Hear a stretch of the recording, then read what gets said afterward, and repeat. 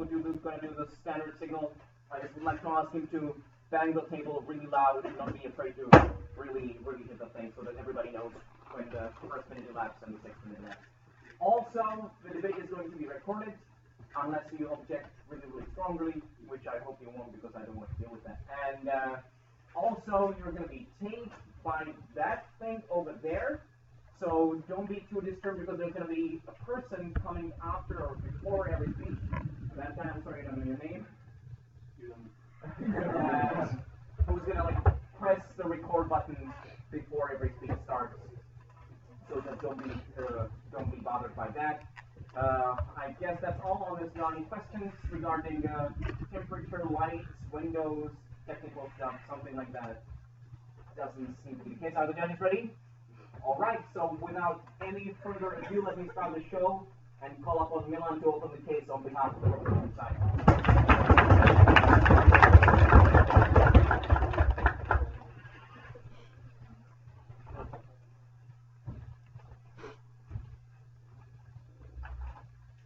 Amanda Todd was an innocent 15-year-old girl in Midwestern America.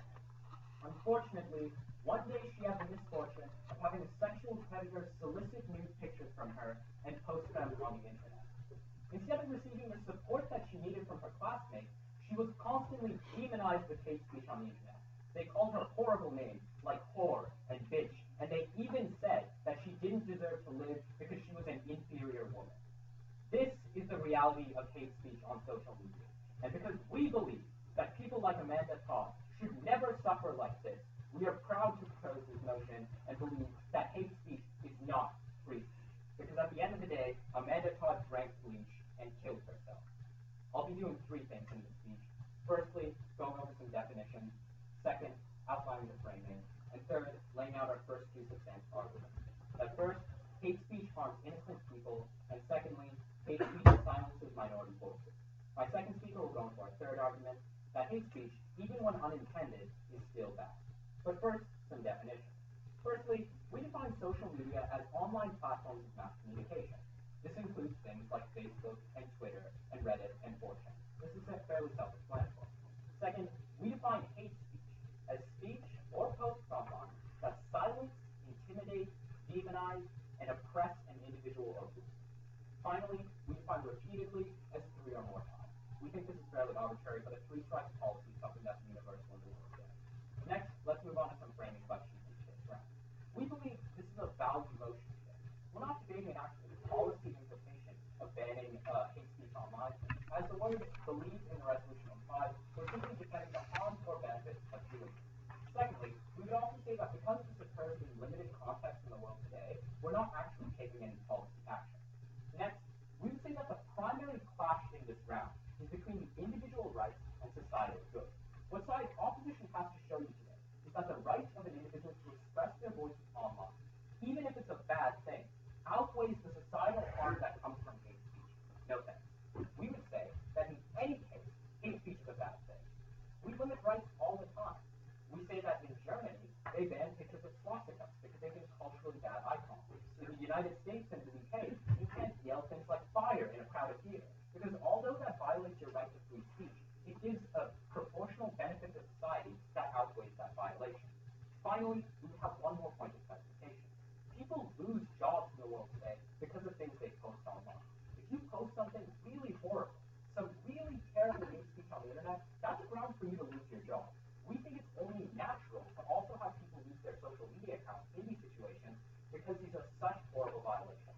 And that's what we're going to prove to you today. This is the bottom line of today's case. The harm to individuals is huge because of hate speech. But the perceived benefit that people gain from actually being able to say these horrible things is minimal. And that's what side opposition needs to defend. Let's move on to our first substantive argument. That hate speech harms innocent people. 2 layers of analysis. Firstly, people who are identified online.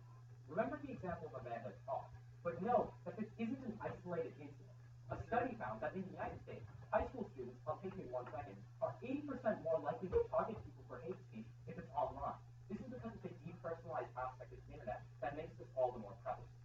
If Amanda Todd was attacked by such a cruel offender, wouldn't the offender have created just new accounts to offend more? Firstly, we would say that she was attacked by all of her classmates at her school, and Secondly, even if these offenders are creating new accounts, we think it's the right thing to do to ban the first account.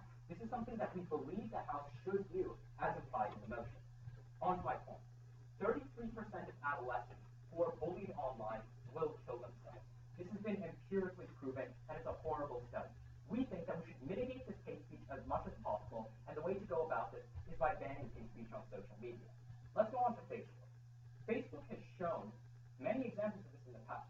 Look to domestic terrorist Dylan Luke in the United States. He killed 14 people in a church in South Carolina. After an investigation of his Facebook, they found out that he was posting images of things like a Confederate flag, like hate speech against black people. He was even trying to incite what he called a race war to get more people to buy into his cause. Even after he was taken by the police, many other people took to the internet and posted things like black people deserve to die, like what Dylan Luke said was correct. Like this hate speech should be actualized in the real world, and we think that's a horrible thing that we mitigate on side proposition. In many southern states in the U.S., people hate gays. Can I hold my person's hand in Iowa because people are really offended by this? This has nothing to do with emotion. What we say is that if people hate gay people in some regions of the world, they should not be able to demonize them online because that leads to horrible effects. Their point is irrelevant. Next, let's look at Twitter. After the parents' attacks recently, we saw anti-refugee sentiment and anti-Muslim sentiment skyrocket on Twitter. What this means is that there was a huge uptick also in discrimination in terror. People lost jobs because they were Muslim. People were discriminated against and demonized in the real world because they were refugees. This was horrible implications that came from social media. And one thing that we should clarify right now is that the primary means by which we receive information in the world today is social media. It's no longer the world of print newspaper. It's no longer the world of watching the television. It's social media. So when this primary marketplace of ideas is corrupted so much, the implications are magnified greatly. Second layer of analysis, anonymity. Look to websites like Reddit and 4chan. These social media sites allow people to post completely anonymously, without their names being there. And this exacerbates the horrible effects even more. We would say that when a Reddit page is titled something like rape jokes, or Holocaust jokes, or when you have subreddits based on actual sexual harassment and demonizing those groups, those are horrible things. What this means is that in anonymous context, this hate speech is dominating the kind of free speech stuff on the internet. It's putting out ideas that are particularly horrible. And when we see these ideas transitioning into the real world, because social media is the primary form of media in the world today, we think that's a horrible thing. Even on 4chan today, there are pages about 9/11 memes or jokes about the terrorist attacks that occurred in the U.S. And this only leads to an uptick in anti-Muslim sentiment that hurts good, innocent individuals. That's what we're opposing in today's motion. Second argument for today's debate, how minority voices are silenced. We already told you about the individual effects of this debate. We already demonstrated to you how individual people like Amanda Todd, like Muslims in Paris, and like people around the world are demonized by this hate speech. But this also occurs on a societal level. We say throughout history, all societies have a history of systemically oppressing marginalized groups. We see this in the United States with racism, in South Africa with apartheid, in India with the Assamese, and the list goes on and on and on. But the difference is today, hate speech online further silences these groups. Because now you have a group of people who are historically been more powerful, who are demonizing a lesser group of people online. We say this is particularly bad when Stanford University reports that Twitter is more segregated than the real world.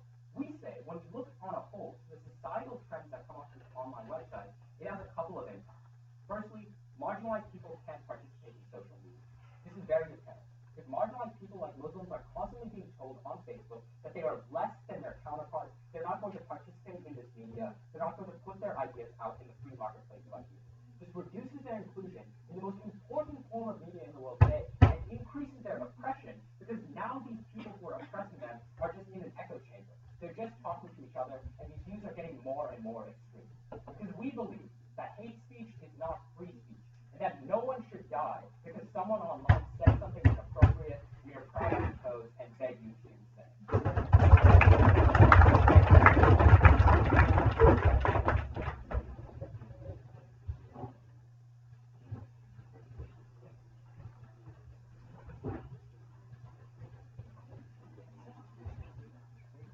Ready to proceed? Everyone? Yeah.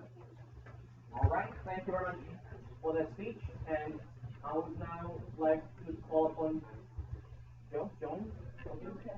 Okay, sorry about that. To open the case on behalf of the opposition.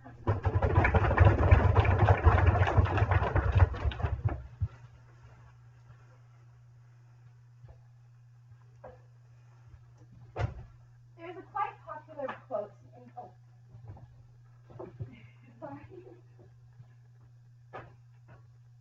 There's a quite popular quote in the US that says, "I may not agree with what you are saying, but I will die for your right to say it."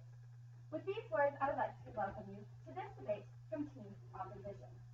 In order to win this debate, Team Opposition has to prove that hate speech has such a significant impact that that people must be protected from this, and that a ban is the right way to do this, and the most effective way to do this. We, as Team Opposition, need to show you that, first of all, their policy is not legitimate due to their freedom of speech, and that their policy actually worsens what is already happening. Now, as the speaker correctly pointed out, it is not a policy debate. However, if we are talking about something like this, we do need to consider the implications of what would happen if we looked at this. And secondly, we have to talk somehow how it works and how this ban actually improves the situation that they were talking about, which is something that they completely neglected. Now, let me come to the rebuttal. First of all, they painted this fake picture of this horrible situation on the social media. Now, we as Team Opposition do see this problem as well. This problem does exist. However, we see two problems in the way that they are attempting to change this. First of all, we see that banning people from social media is a completely ineffective way to do this because people are so anonymous in the internet that they can just make a new account and continue with it. We do not see how this would actually help the situation and help all these suffering people. No, thank you. Furthermore, we see this big point of freedom of speech. Freedom of speech is simply more important in this case, and it's something that cannot be impeded on. In a pluralistic society in which we have discussion, in which there are a lot of different opinions, discussion is necessary. And ladies and gentlemen, this also means that people are able to voice opinions which may be bad, opinions of political minorities, because a pluralistic, democratic society has to be able to endure if somebody says something that is bad, no thank you, and then contradict them, open a discussion, and say why we need to deal with these issues. And these issues can only be dealt with on a bigger level. No thank you.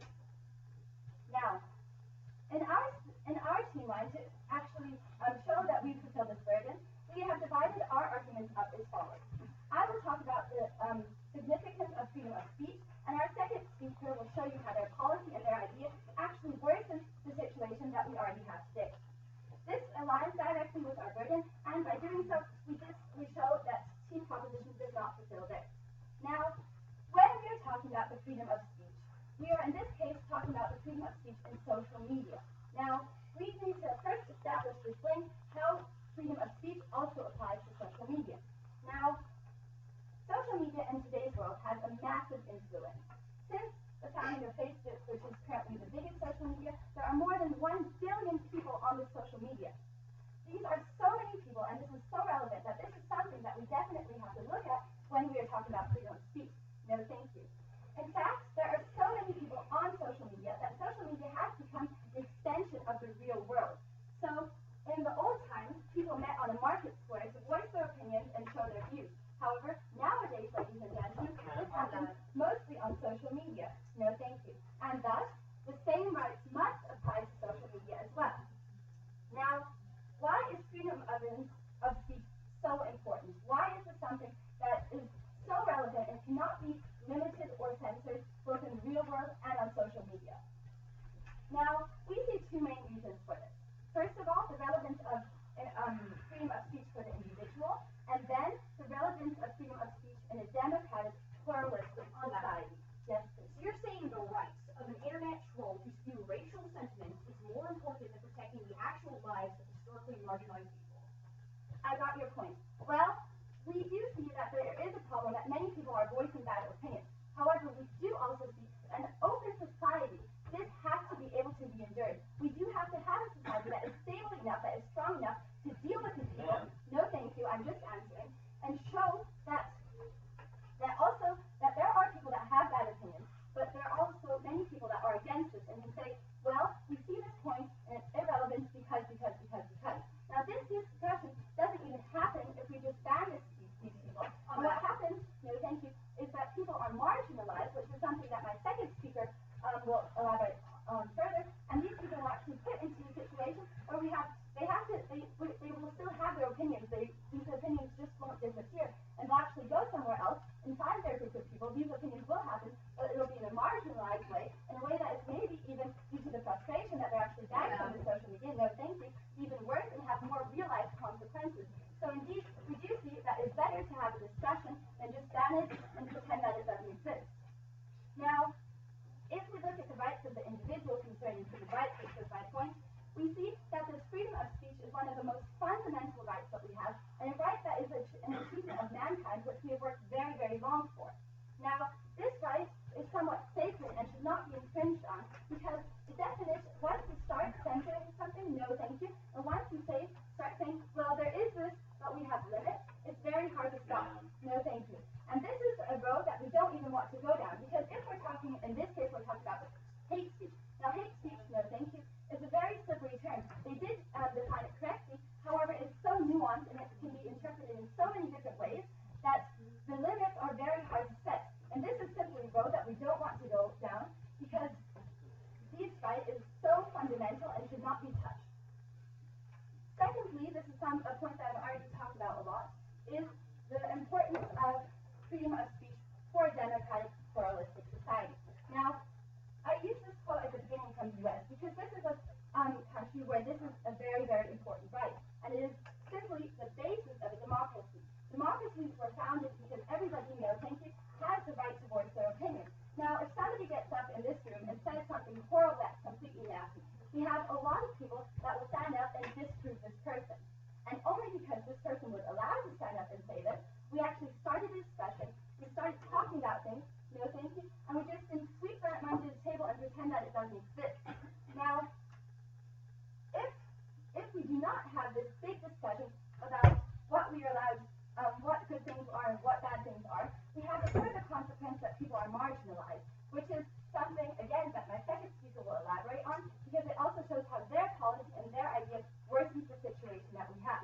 Now, we do believe in these fundamental rights. We believe that freedom of speech is something that cannot be for the individual, because this individual right stands above all and should not be touched. And secondly, because a democratic, open society should be able to deal and will be able to deal with this problem.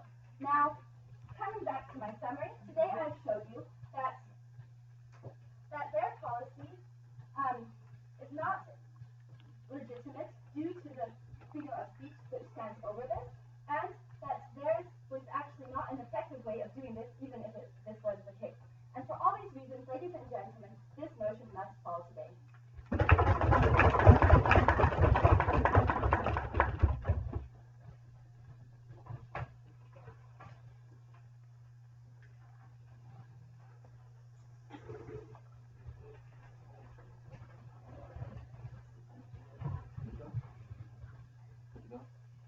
Right, thank you very much for the speech, and I would now like to call the deputy of the community.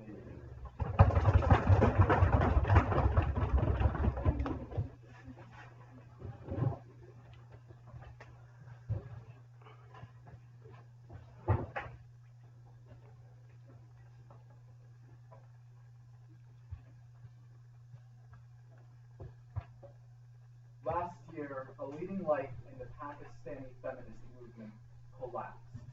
She spent 3 days living in a coma before finally waking up. The reason why was that the hate speech which she suffered on social media was so bad that she felt threatened for her life, her family's life, and her very worth as a human being, to such a point that she could no longer stand to be awake. This is the life we live on social media that continues to allow without punishment hate speech and call it free speech. What I'm going to be doing in today's round is 3 things. Firstly, I'm going to offer a little bit of rebuttal on what we just heard from the opposition. Secondly, I'm going to work to extend what Millen told you in the first proposition. And lastly, I'm going to introduce the third substantive argument given to you by the proposition, that we end up seeing a decrease in undesired hate speech that's unintentional. But before we do that, let's let's look at the framing of the motion so that we can establish a little bit of common ground. Because it gets a little bit muddy when the last speaker stands up and talks to you. She says it's good that we've established this is a value motion. That's exactly what they think as well. But then she goes on throughout the entire speech to call what we're saying a policy. That's false. What we tell you very clearly is that instead we need to look at this as a decision between human beings. Do we, as human beings, recognize the simple fact that we ought to be taking action against hate speech, that we ought not value hate speech? If the answer is yes, then you vote for the proposition. Moving on. We look towards the first point that we get from side opposition, and that's that there's individual freedoms that are limited. And this is where they want to weigh the freedom of an individual to speak out with hatred against the freedom of marginalized groups, victims of hate speech. And we're very comfortable with that way, to be honest. Because here we have the freedom not just to speak out. They illustrated very well that someone is still allowed to speak out under this system. You can't possibly ban hate speech outright. But what we can do is punish it and recognize it as wrong under this value. We can say that it is false and we can ban these. That's not a policy, that's the value which we're putting forth. Now, we recognize that it's imperfect, but we think it is the action that is so important. This is what we must do in this instance. This is where we value it. Moreover, they're saying that we ought to value the freedoms of these people just to make a couple of statements and not lose access to their accounts for a little bit, over the values of people like this leading light in feminism to continue living comfortably, or like Amanda Todd to continue living her life, or like the millions of minorities living in oppressed situations to consider being in society. That's what we value in today's round, that you're giving the individuals the top priority. Well, we are looking at a motion where the word is ban people from social media, and you're not looking at any of the implications that it has. You're just saying hate speech is bad, which is something that we agree with. You say hate speech is bad. Wonderful. But you don't give us any way to recognize that fact. Just saying hate speech is bad is not enough when we have other actions which demonstrate that it is wrong. That's what we value in today's life. The second thing that we do is that democracy will somehow prove a dialogue that's going to make things better. They say that whenever we live in democratic societies, we're going to be able to produce a dialogue that's contrary to this, and that this only occurs with free speech. What we tell you is, first of all, we're all coming out of democratic societies in this debate, and we still live with these horrible instances of hate speech. Why? Because the dialogue is not enough. Because minority groups are marginalized. Because they fear death over dialogue. Whenever they're online, they come to recognize the fact that they're risking their lives, that they are risking their well-being. Why? Because they suffer from this hate speech. Hate has real-world implications. That is everything that Millen tells you in his first speech, that people suffer as a result. And that marginalizes people. When they say their highest amount of ability to counter this is that, well, we marginalize people who have hate speech. And when we're asked to weigh which one do we value more, the speech from minorities who have been historically oppressed, or the speech from people who are the oppressors, we think it's very easy to say, and they would probably agree since they just said that they don't like hate speech, that we should be valuing these minorities more. That's the question of the value speech. Now, what have we heard from the proposition? To extend a little bit on what Millen tells you, we firstly said that there are significant harms to the people who suffer at the hands of hate speech. We tell you that there are increased risks of being bullied. We tell you that 1/3 of them being bullied online are likely to commit suicide. That is a tangible, real-world harm. And so even if you buy all of their analysis about how we're not looking at the real-world harms, we give you that right there. But furthermore, what we tell you is that's the result. What we do when we limit the freedom of speech here on side opposition is we end up allowing limiting the freedom to life on the side of the public. What they're telling you is that we should allow people to speak freely despite the fact that we've limited the right to life on the part of the people who are oppressed by hate speech. The second thing we tell you is that we're silencing minorities to this because people fear speaking out online. Millen tells you that Twitter is more subjugated in the real world because people fear a Twitter where they're 80% more likely to be bullied online. We live in a more segregated society because we continue not to value the freedom of speech in terms terms of allowing people to recognize speech equally, rather than valuing the freedom of speech, which just allows hate speech to continue oppressing minorities. That's our problem. Now we're going to move on into the third substantive argument. We've shown you effectively why we're valuing the rights to those who are victims more. And we've shown you how we can actually affect change on the side of the opposition. We're going to talk about how this limits the unintended consequences of hate speech. The sad reality is that despite the fact that many of us don't want to get hate speech, there's an astonishing amount of hate speech in the world. And oftentimes the people who are getting it don't realize that what they're saying is hate speech. The fact of the matter is, we cannot divorce ourselves from our social standing. We cannot allow ourselves to move from the point of privilege at which we live. And so when that occurs, we don't really understand what we're saying and how it may harm other people. So when I, in a moment, when I, as a privileged white male, say something, I might not understand the implications of it, but you say all of it. If we just sweep all those feelings under the rug, how are we ever going to be able to cope with it? False. We are not sweeping them under the rug. We are punishing them, calling them out for the first time has been done. That is the key stance given to you by the proposition in this round. That by showing that they're wrong, we end up just causing problems towards their very values. We move on a little further in this analysis because we don't understand some of these problems. It means that we are often quick to recognize once we're told that it's wrong. So if I say something hateful on the internet and turn out getting banned online, I'm forced to come to terms with what I said. And if it was a mistake, I can recognize and learn from the fact that I did something wrong. So for example, when Harvard University faced protests because of the use of the term house-masters in their institutional system, they were able to quickly change. They didn't want to use hate speech, but they did so by accident, and when it was brought to their attention by protests by black students, what ended up happening is they changed rapidly. That is the world we live in which we consistently demonstrate our value of minority voices over the voices of people who use it for hate speech. That's why I've never been prouder to propose. Thank you.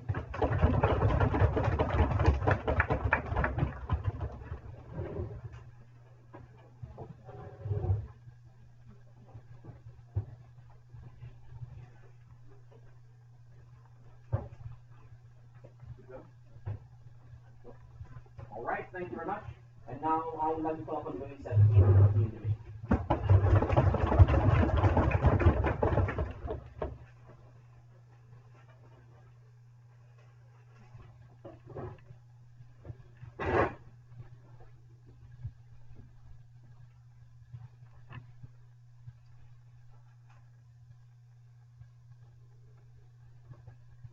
Side proposition came up here was something that I am absolutely deeply shocked by.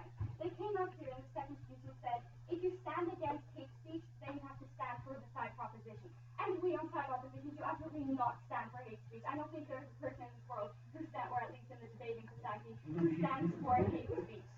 We also said that in our first speech, that we recognize the problem of hate speech on social media, but that we do not see that the value or the policy that side proposition is proposing is the most effective way to do this. So I'm deeply offended by this accusation of side proposition and hope that they listen more carefully to what we are actually saying. So I'm going to start out with some rebuttal against the proposition and then move on to my own argument about the detrimental consequences that this debate would, that this motion would have. So first of all, side proposition is giving you like a very teary analysis of extreme cases that happen due to hate speech. Like the woman who fell into a 3-day coma because she was so afraid for her life and for the life of her family. And we see that this is like extremely like multi-mutual hate speech and very radical. We also see that hate speech is very nuanced, as Gilbert told you, and that you also have to consider the smaller cases where somebody says, "Go insert swear word yourself, no thank you," or "Please don't come back to school like nobody likes you." So they also have to deal with those kinds of things. And we agree that it's really sad. For example, Amanda Todd, that she killed herself due to the bullying because the sex predators spread her images online. But we also see that this banning these people would not be the best alternative. We have other alternatives which are a lot more effective. For example, they said that in the United States they have a free democracy and they see these horrible instances. We in Germany also have a free democracy, but we do not see these instances because we have alternatives, such as comment filtering and post filtering, whereby using software, certain keywords and certain like slogans and images can be filtered out of social media, and that is why the swastika example which they gave in their first speech, that is why it applies to our allowed, not because the people are banned, but because these alternatives are used by which posts are filtered. And so we see that they have to prove us how this is the only and most effective measure for how to combat hate speech, and they have not managed to do so far. Then they moreover talked about like how we can't ban hate speech, but we can recognize the problem. And we recognize what we say is that you have to ban, per definition of the motion, you have to ban these people because that's what losing access means. And moreover, we see that you're not actually looking at the consequences. You're saying, oh, this is a value debate, but you still have to look at the consequences of what would happen if you implement this motion. The only thing that you are saying is that this is hate speech on social media and it's bad. But it stops there. There's no further analysis. No thank you. Then moreover, they talk about like disarming minorities, right? So we have two responses to this. First of all, this is just sweeping the underlying problems such as racism, sexism, transphobia, those kinds of things under the carpet and hoping that they will magically solve themselves and disappear. That is not how it's going to happen. It's not just going to disappear. Instead, we see that these people, when they lose access, they no longer have any opposition by any other people, as Yoke explained, by any other people on the social media who counterbalance their opinions, and thus their opinion would merely fester and grow as they have no intelligent discourse of discussion. Moreover, they asked if we should just allow slurs that offend to protect the freedom of speech in front of a debate. And I just want to reiterate this. We obviously don't approve of hate speech, but there are more effective measures to deal with this, such as the common filtering. And these alternatives, no thank you, are better because they don't isolate those who preach hate speech, and thus and this is something I'm going to be talking about in just a minute. 1 second, please. The last idea about how people commit suicide more due to online bullying is something I will also address in my own substantive. In countries like the United States and other worlds, we have filters on the internet now. Wouldn't the fact that we have actions taken to actually stop hate speech imply that we should do something to actually have those people lose their accounts? Doesn't that argument actually go Okay, for our thank you. side of the house? What we see is that these filters then, if you have them in the United States as well and have these instances, are obviously not good enough. That's why we need to improve these things and improve the software that exists. We don't have to ban these people because there's so many detrimental consequences, which I will be talking about right now. So we see that other alternatives which we can improve and invest our time and money in these kinds of alternatives are much more effective. So first of all, my substantive. So how would this policy actually worsen the situation? I'm going to analyze this on 2 levels. First of all, by gathering all the hate speech creatures together, and second of all, about more hate speech and hate actions in real life. So first of all, by banning all people from social media who have similar views and who have expressed them, as they will lose access, they will be angered and frustrated because they can't even express their views on social media. Now this doesn't sound so bad, having a bunch of frustrated, mean people. However, this actually is very bad because they are isolated and ostracized from social media, and they will find a way to connect via a different manner. This means that they won't only express their views on community, but they would also have this new discontent about the way they're treated, which would result in more anger, more hatred, and more extreme views. And especially since there's no opposition to their views anymore, as soon as they have lost access to this open discourse that you were exposed, they would this actually leads to a more detrimental consequence because they are unimposed and they can nurture their ideology. Now, second of all, this idea about more hate speech and more hate actions in real life. This also directly targets the argument that they gave about people committing suicide online due to bullying. So first of all, this idea about committing suicide online due to bullying, this also happened before social media existed. People were bullied in real life and committed suicide, and we see that this will actually just revert back, and this is what I'm going to talk about now. So because they've been isolated and have no manner to express their views online anymore, they will be able to express it publicly and personally because they've been so convinced by their ideology that they simply have to express it. I mean, they've been repeated offenders. By expressing their view in real life, it's worse because the affected party that they are targeting cannot escape this hate speech as they could on the internet. They could switch off their computer, take a break, go to their friends, something like that. But if they are targeted in real life, the bullying is much more personal, especially because in the majority of cases, this hate speech will originate from someone who you know, so it targets one and cuts deeper. Then, moreover, we see that hate speech in real life can actually quickly turn into hateful actions, unlike on social media. On social media, there's a physical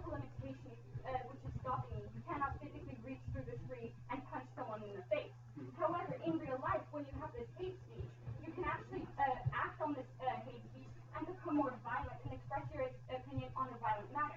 So we actually see that this policy has extremely detrimental consequences, both for in terms of like festering the ideas and no longer allowing for like an opposition to this idea, which is also what you talked about, but also because it allows for more hate speech in real life that's not combating the actual issue of hate speech, such as the sexism and transphobia and things like that. But moreover, it can lead to harmful and aggressive actions.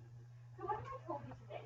I've talked to you about how I've talked to you about the detrimental consequences and showed you how the side proposition, has to prove that this is the only and most effective measure to combat hate speech. Whereas we have showed you that there are other alternatives which actually work, and that if we need to, we should just improve them. So ladies and gentlemen, because I may not agree with what you're saying, but I will die for your right to say it, please press vote opposition.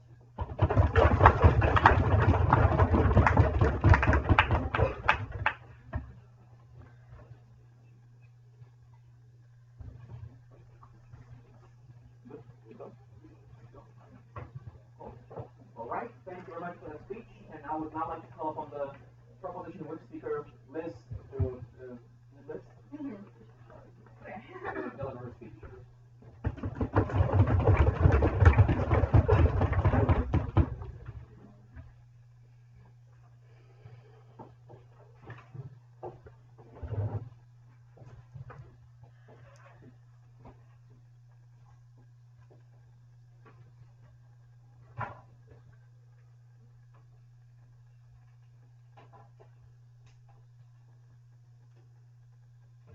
Jada is a black high school student who was raped and drugged at a party.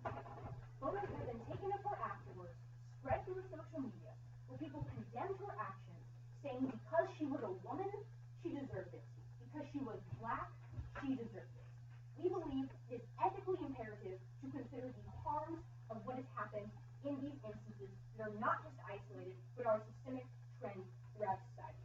Team opposition would say, I may not agree with who you are, Jada, but you should die, suffer, and be punished for my rights to say it. Because of that, we believe you should propose today's motion. In this speech, I'm going to be doing a couple of things.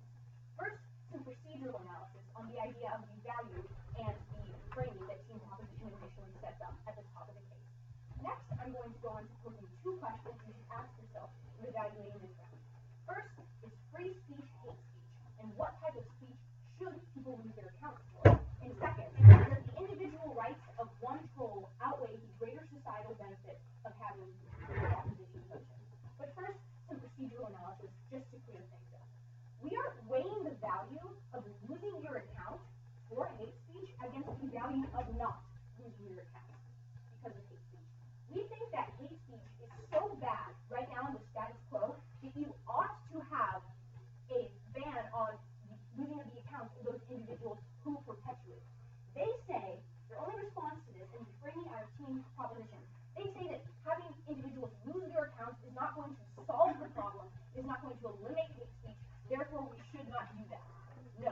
We say that there is still good that comes out of the idea of having people lose their accounts, and that the value of that is supported. They come up here in their last speech and say that the burden of team proposition is somehow to prove that the only way to stop hate speech is through like people losing their accounts. But we say this is not the burden they bring up in their first speech. We tell you that the burden of team proposition is to prove that the hate speech that is currently in the status quo affecting these individuals is bad enough to warrant having people lose their accounts for that hate speech. That is the distinction between the framing set up with team proposition, and team opposition is just like misconstruction of what that was down the bench. So, on to two questions you should ask yourself now that we've cleared that up. First, is free speech hate speech? Here's the short answer. No. Here's the long answer. You are allowed to say, I dislike X policy the government implemented, but you are not allowed to say that women should be targeted. Who agrees with me?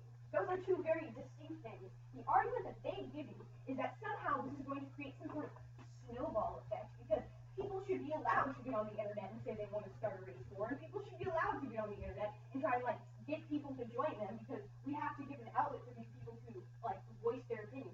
We say that the idea of the snowball effect, that somehow saying that, hey, you saying a racially charged comment is bad, is not going to lead to censoring thought throughout the country. We just reject that idea. We think that's extreme. They that like the idea of nuanced comments are all that we're like looking at. But here's what we tell you. We tell you that what kind of speech you ought to ban is falls under the definition that Millen clearly sets up for you in his first speech. He tells you that when this speech is aimed to oppress, demonize, hurt, and silence people, then it falls under the category of hate speech. We tell you that this is not just nuanced, individual, isolated instances, rather a systemic pattern where 80% of teenagers say it is easier to use hate speech online because of the depersonalized aspect that social media provides. Right? But for example, if somebody posts a picture of two gay people, wouldn't this severely actually offend some people with very extreme religious thoughts? And wouldn't they think that this actually severely damages and offends their religion? That's interesting, but irrelevant in today's space. We tell you that the idea of like religious freedom, like versus like a picture of two people holding hands on the internet, has absolutely nothing to do with like people going out and trying to like target historically marginalized groups with the intent of like oppressing them. Like those two are not analogous in any way, shape, or form. They also talk about this idea of like Germany has a filter on like what is considered like hate speech and what is considered free speech. We tell you that the filter also exists in other countries like the United States, like the UK, but this problem is not bad enough. This is what interacts with the idea of this absurd burden that just like somehow originates in the last speech of trying to prove that like losing of social media accounts is the only way. If their filter was doing a good enough job already, we would not have the like we would not need to have the implication of people who lose their accounts. There's a fundamental contradiction coming out of team opposition when they say that team opposition doesn't actually like punish people in their world. However, we don't but then they turn around and tell you that what we try to advocate for in our framing is actually like not going to solve the problem. This is fundamentally contradictory, and we're not really sure where team opposition stands on this. So, is free speech hate speech? No. That's what we tell you. Second question. Does the right of one individual person to spew their hate on the internet outweigh the greater societal impact of preserving the marketplace of ideas and bringing historically marginalized people into the conversation? Here's what we tell you.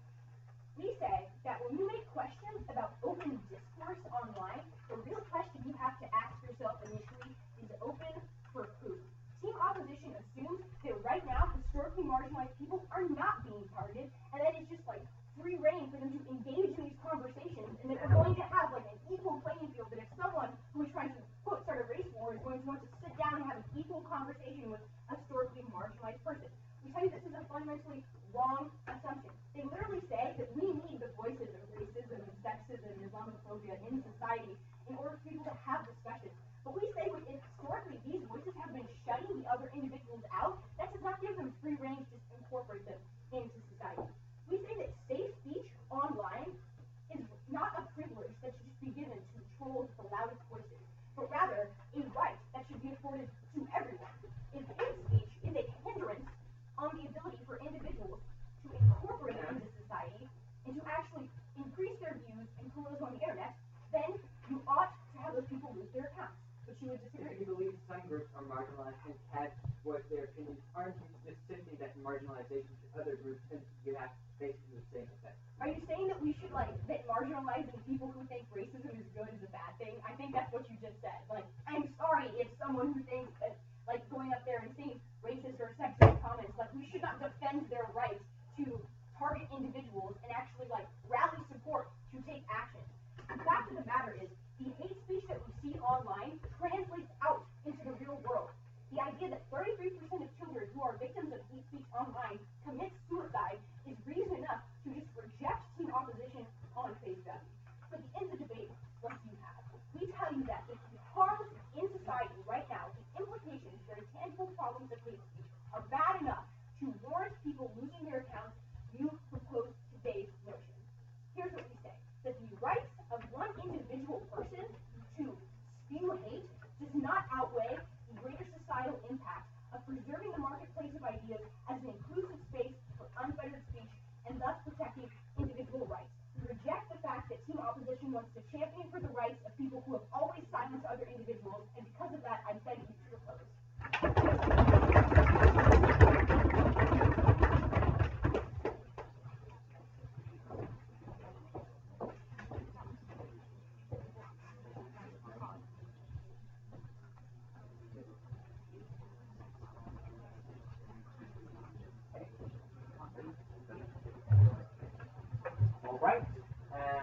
speech, and I would now like to call upon Timothy to deliver the last constructive speech of the day.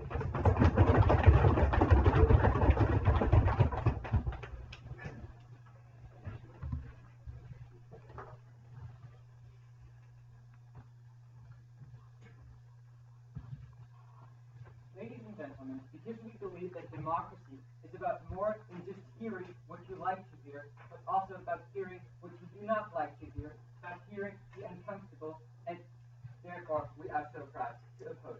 So in this debate, that proposition is basically trying to prove to us that hate speech is bad and telling them us that they do not like hate speech. Well, we agree that we do not like hate speech. What they would have to do is establish the link to freedom of speech.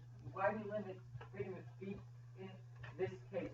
And we said in our argument, we outlined why it was so important for democracy. Yoka told you it would never clash. We also outlined why it would be even worse if we in fact restricted this speech. In Louisa's speech, this was again never clashed by side for opposition. All this analysis still stands and will still stand by the end of the debate. Because we've done all that, I'm so proud to oppose. So what are the main clashes of this debate? First, I'm going to look at harms to individuals. Then I'm going to look at this idea of democracy and free speech and hate speech. And then I'm going to look at this idea of the free marketplace of ideas and harms to society. Right. Now first, on to the harms to the individual. So first of all, we point out that this is not the majority of cases. This is not what this debate is just about. Why? Because Josh, in fact, tells us, well, we have no other punishments. In fact, we do have other punishments. If somebody offends you online, somebody insults you online, you can still go and sue that person. And you can still do something against it, right? It's not as if you wouldn't be able to defend yourself against that at all. Moreover, we tell you that this motion will not at all change the issue. We'll just switch the issue, right? Because if we just shut down their accounts, they will create new accounts and continue to offend those individuals on those new accounts. So we don't see that basically. If they and some will also, as Louisa told you in her analysis, switch that hate speech to real life, where we see that it is much, much worse, as she told you, never answered at all by said proposition at all. So we see that this is extremely harmful. No thanks. So now on to the second class, which is really the most important one. What does free speech mean for democracy? Because, ladies and gentlemen, in our postmodern world, you often have this concept of packing everybody in bubble wrap, of shielding us from the views we would not like to hear, of shielding us from what we do not appreciate, like said proposition we want to do it. However, this is not what democracy is about. Democracy is about all opinions, not just the ones that we like. And this is why it's so important that what Yoke brings you and I bring you in our PRI about gay rights. Because, ladies and gentlemen, we say that free speech, they define it as something that offends people. Obviously, there's very different things that offend very different people. So for extreme religious people, seeing a gay parade might be just as offensive as it is for Muslims to hear derogatory comments made about them. So this is why we also allow gay rights parades to march through the most conservative, most gay-hated districts, and this is why this is so important. Right. Here's the difference. When conservative people who don't like gays see that, they get a little irritated. But when people on Twitter actually say these things about Muslims, they get killed in real life. People who do not like gay rights are not just irritated. Many of them are enraged, right? Many of them attack gay rights. Many of them attack, for example, abortion clinics, and we still do so.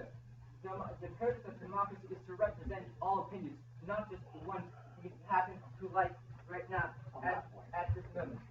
Moreover, they tell us we get rid of oppression of the groups. Well, we say that this oppression has been in society for thousands of years. It's not just going to go away just because we don't allow people to post about it online. Moreover, we say that this is just it's also bad to oppress the offended, right? They say we don't want to we don't want to have any opinion silenced, right? We actually do not want to have any opinion silenced because we do not want to silence this opinion. In a democracy, sometimes you do not have this right, not to be offended personally. You do have to be you should be able to cope with this kind of stuff because it's necessary for this democracy to work and to represent everybody. Okay. Now on to this third idea of harm to society and like societal groups. So they tell us that other people so first of all they tell us that like some people do not feel marginalized and would be able to voice their freedom of speech. He says of course this is horrible, but however they do not say that at all because what they do is to silence other people. Right? They say, oh, we like that opinion more, so we will not listen. We will only listen to this opinion. Right? In fact, it's no different to their argumentation. Right? And moreover, we tell you that this is not getting better with what they do, which we talk about in Louisa's speech, which they again fail to address, will lead to late to this. So we just sweep all those opinions under the carpet. What does that mean? Those opinions will still exist. They will not just cease to exist, unlike they believe, because we've been allowed on social media. No, thank you. Those people will feel ostracized by society. Those people will just be amongst themselves, where we have no ability to have this free marketplace of ideas. No, thank you. No ability to critique them, for example, by commenting below their Facebook posts. In their second speech, we get this really strange idea. Well, some people who accidentally do hate speech will feel changed. First of all, we just don't understand why that. If you're just banned from a website, there's no reason why you would change, because if you said you were banned from this website, you don't know why you were banned. It's not like telling you just said this is bad because of all those reasons, and so we don't see why this affects those people at all. However, we say that this is a backlash against those people, and those people will backlash against this because they feel harmed by this. Here's the thing. So what are the most important values in this debate? We talked about democracy, and how in a democracy it is necessary to live with what you do not like. In a democracy it's necessary to live not only with what you want to hear, but also with what you need to hear. And we say that hate speech in many cases is something you need to hear, because we need to represent every opinion accurately, because we need a pluralistic society. We think that it's necessary for democracy. Moreover, on this entire part about individuals, right, there are still methods to do so under our model. You can still sue the offender who just insults you. And also, right, this is not the crux of debate. The crux of debate is democracy. And because we believe that every opinion should be represented, no opinion, in fact, should be marginalized, because we may not like what you have to say, but we will die for your right to say it. We are so proud to stand up here, defend the values of democracy, and oppose.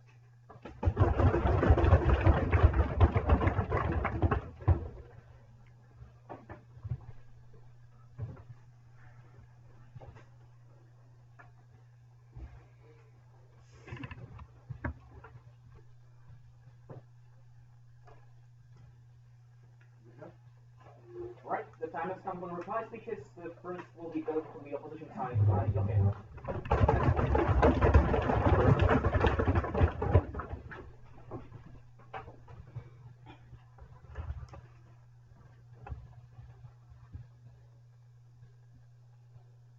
Dear ladies and gentlemen, and welcome back one last time to this debate from Team Opposition. Now, in this debate, we had two main clashes. First of all, the freedom of speech clash, and secondly, the policy clash.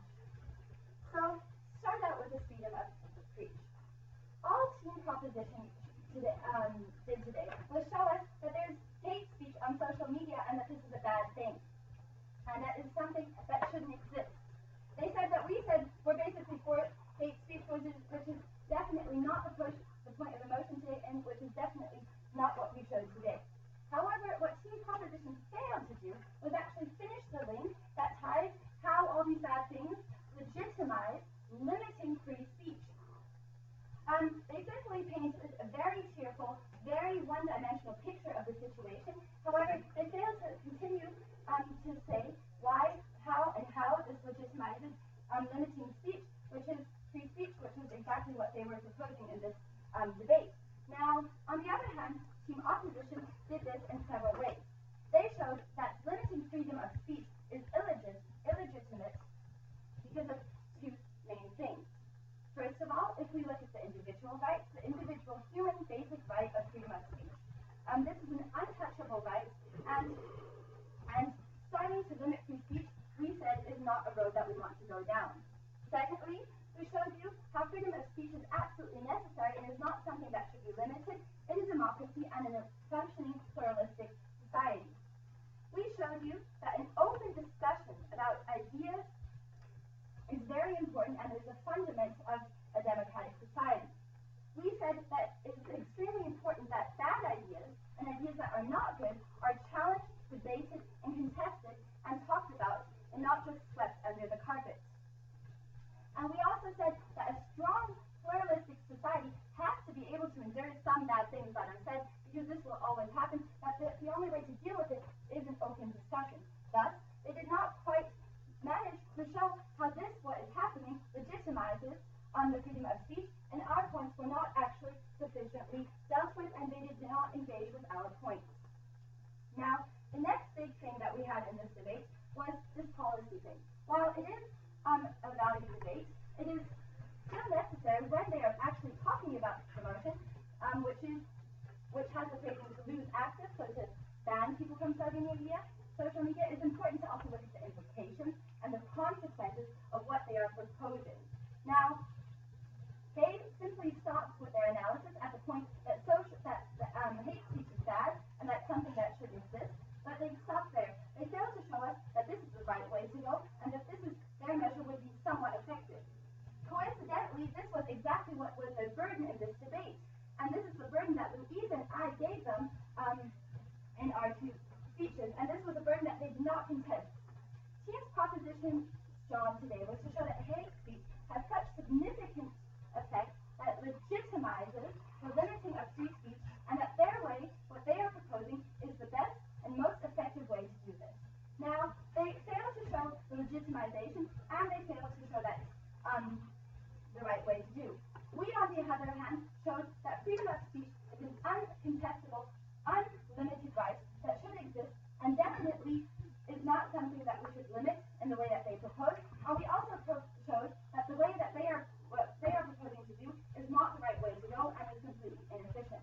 For this reason, Team Opposition's case stands.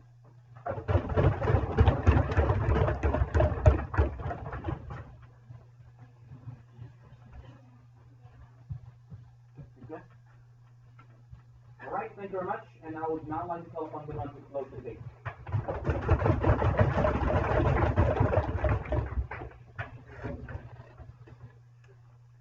Hate speech is not free speech. This is the distinction we brought you across the bench on side proposition. They did not engage with us on this substantive issue. All we heard from the opposition is that we can never limit the right of free speech. Well, then why did we tell you in the very first speech of this debate that we limit free speech all the time when it benefits the people? In the United States and the UK, you can't yell fire in a crowded building. In their country, Germany, you can't post pictures of swastikas because they're very offensive to individuals. If this is going to snowball so badly, why don't we see this effect in the world today? They never explained to us its implication. They never described to us why hate speech is actually free speech. That was their critical strategic error. Two questions in the speech. What are the harms of this ban? And secondly, how effective actually was this ban?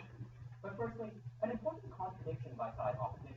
They tell us firstly that they hate speech, that they reject that notion on side opposition. But in the very same breath, they turn around and say people need to hear hate speech. It's what needs to be in the discourse today. What are they advocating for on side opposition? I'm not sure. I'm pretty sure everyone else in this room isn't sure either. First question was today, what are the harms? First thing they talked about is snowball. They say if we violate the right to free speech a little bit, then it's going to snowball and we're going to have censorship. Why is this happening in the world today? Free speech is limited. None of these impacts actually occur. Secondly, they tell you this is going to be exacerbated if we sweep these people under the rug. We gave you a couple of responses. Firstly, these people are primarily getting more extreme when they're online. We gave you this analysis in our second point in the very first speech of this debate. We said they're thrown into echo chambers because there are no marginalized views on the internet, and that's when these opinions get more extreme. But secondly, we show them that they're incorrect when we ban their social media accounts, and that's what shows them that in the future, they shouldn't be having these discussions in person. They say no one tells them that it's wrong. We tell them it's wrong by implementing